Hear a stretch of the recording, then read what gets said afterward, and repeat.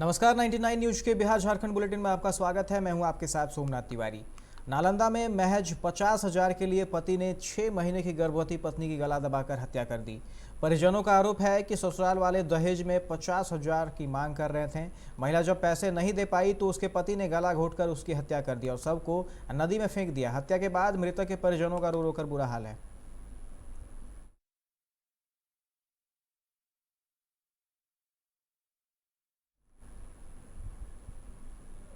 रोहतास के सासाराम स्थित गया दीनदयाल उपाध्याय रेलखंड पर एक दर्दनाक हादसे में एक दिव्यांग अधेड़ व्यक्ति की ट्रेन से कटकर मौत हो गई।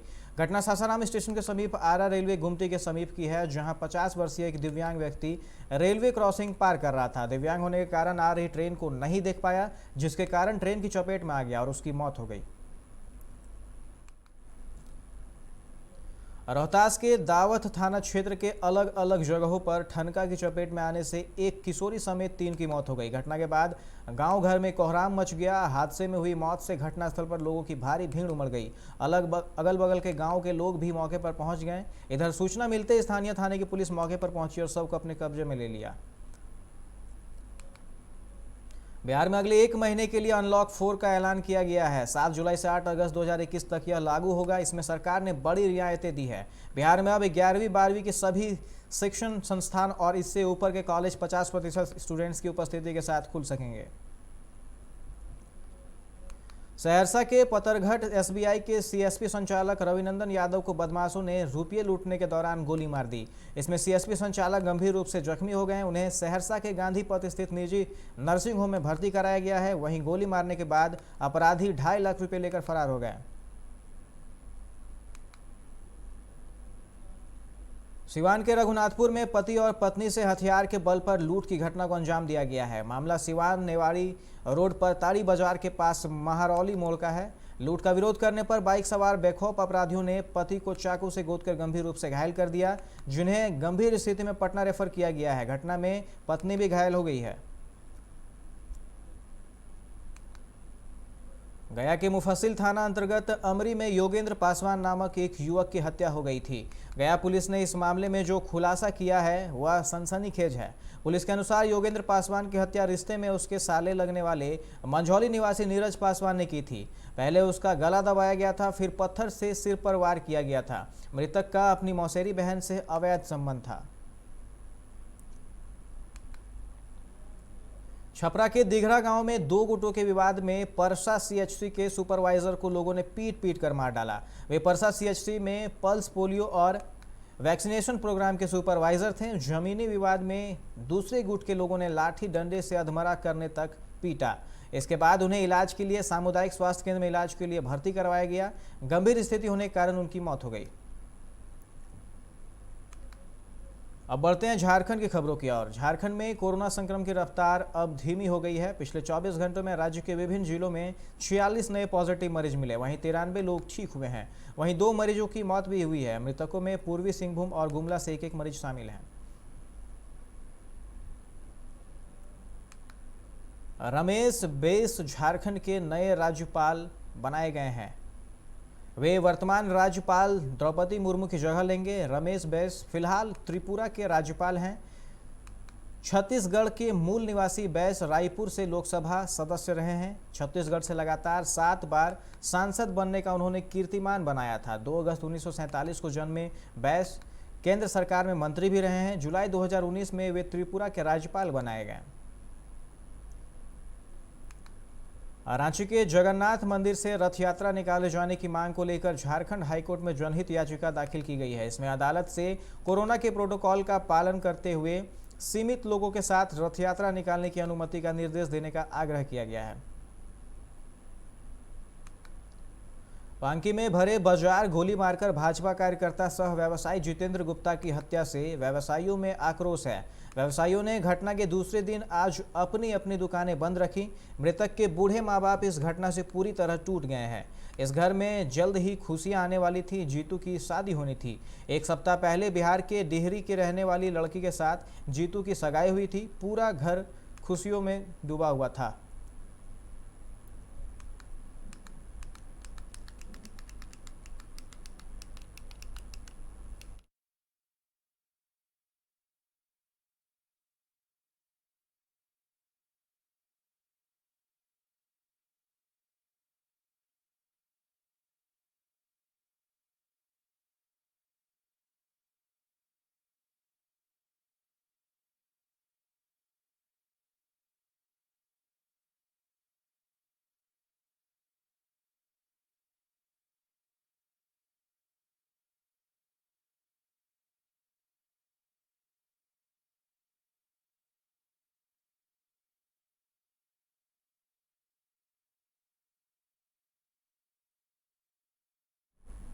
बागमारा की सीनीरी कांटाघर के समीप सड़क पर गाय को बचाने के चक्कर में एक बाइक दुर्घटनाग्रस्त हो गई, जिसमें बाइक सवार की मौत हो गई। जानकारी के अनुसार बाइक के सामने अचानक एक गाय आ गई, जिसे बचाने में बाइक अनियंत्रित हो गया और युवक दुर्घटनाग्रस्त हो गया। आनन फानन में स्थानीय लोगों ने दोनों को स्थानीय अस्पताल ले गए। अस्पताल ले जाने के क्रम में एक युवक कृष्णा मोदक की मौत हो गई।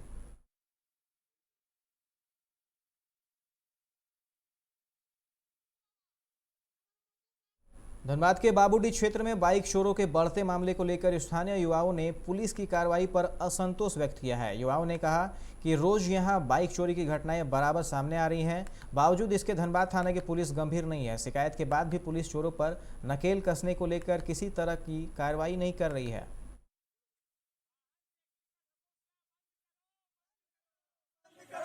झारखंड पुलिस धनबाद के पुलिस का विरोध कर रहे हैं, इसलिए कि बाबूडी में बहुत ज्यादा क्राइम बढ़ गया है। रोज चोरी, हर दिन एक दो तीन बाइक चोरी हो जा रहा है और पुलिस जैसा पेपर में पढ़ रहे हैं कि आज यहाँ चोरी हो गया, आज वहाँ चोरी हो गया, लेकिन पुलिस एक भी एक्शन नहीं ले रहा और एक भी पुलिस किसी का बाइक बरामद करके नहीं दे रहा है। आखिर पुलिस कर क्या रहा है? खाली वाहन चेकिंग, कार में बेल्ट नहीं लगाया तो 1000 रुपया का फाइन, हेलमेट नहीं लगाया तो 500 का फाइन। मतलब ये फाइन लेने के लिए पुलिस आगे है, लेकिन वाहन चोरी जो हो रहा है उसका कौन भरपाई करेगा? आखिर वो यहाँ तक कि सुनने में आ रहा है कि चोर लोग से सेटिंग हो गया है, पुलिस और अपना हिस्सा ले रहा है और कोई आगे कार्यक्रम आगे नहीं बढ़ा रहा है किसी भी चीज का। बाइक कंप्लेन करने जा रहे हैं तो कंप्लेन नहीं ले रहा है। सबसे बड़ी बात, हमको जिस पे संदेह है उसको पुलिस उठा भी नहीं रही है और थाना जाने के बाद बोल रहा कि आप ही इंक्वायरी कीजिए, आप ही जाके चेक कीजिए। ये कहाँ का नियम है?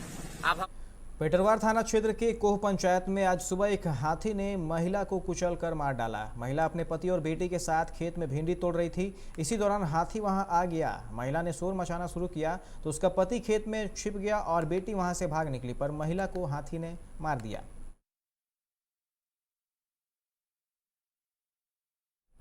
धनबाद भाजपा कार्यालय में जनसंघ के डॉक्टर श्यामा प्रसाद मुखर्जी की 120वीं जयंती पर राष्ट्रीय स्वयंसेवक और भाजपा के द्वारा कई कार्यक्रम का आयोजन किया गया।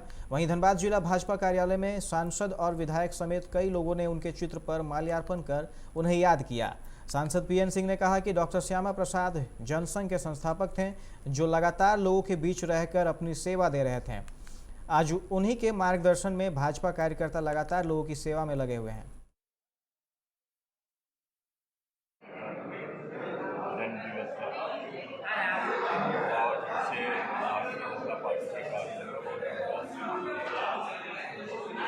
डॉक्टर श्यामा प्रसाद भारतीय जनसंघ के संस्थापक अध्यक्ष,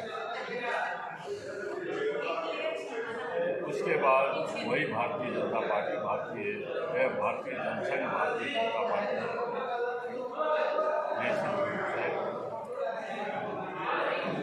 भारतीय जनता पार्टी के कार्यकर्ताओं की प्रेरणा स्रोत भी रहे। राष्ट्र को अपना सर्वस्व न्यौछावर कर यह देश एक रहे, मजबूत रहे। कन्याकुमारी से कश्मीर तक इनका जीवन था और किसी के बिना पासपोर्ट वीजा का वे कश्मीर में घुसे और वहाँ से श्यामा प्रसाद मुखर्जी प्रेरणा स्रोत है।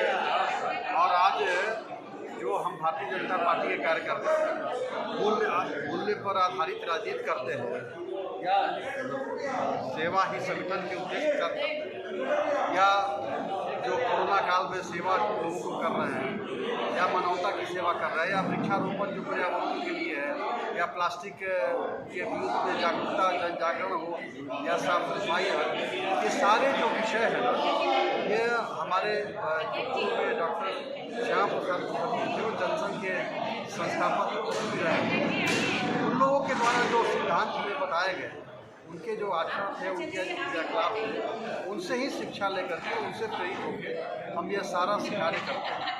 और भारतीय जनता पार्टी की कार्यकर्ता जो हमारी है, हम अपने सिद्धांत से समझौता नहीं कर सकते। तो ये इसलिए आज उनकी जयंती है और जयंती पर हमको याद करते हैं। खास करके कश्मीर में धारा 370 हटे, 35 से हटे, वहाँ दो निशान, दो विधान इसके विरोध में उन्होंने कश्मीर में प्रवेश किया था झंडा लेकर के भारत का, क्योंकि वहाँ भारत का तिरंगा नहीं मानता था, वो कानून नहीं मानता था भारत का।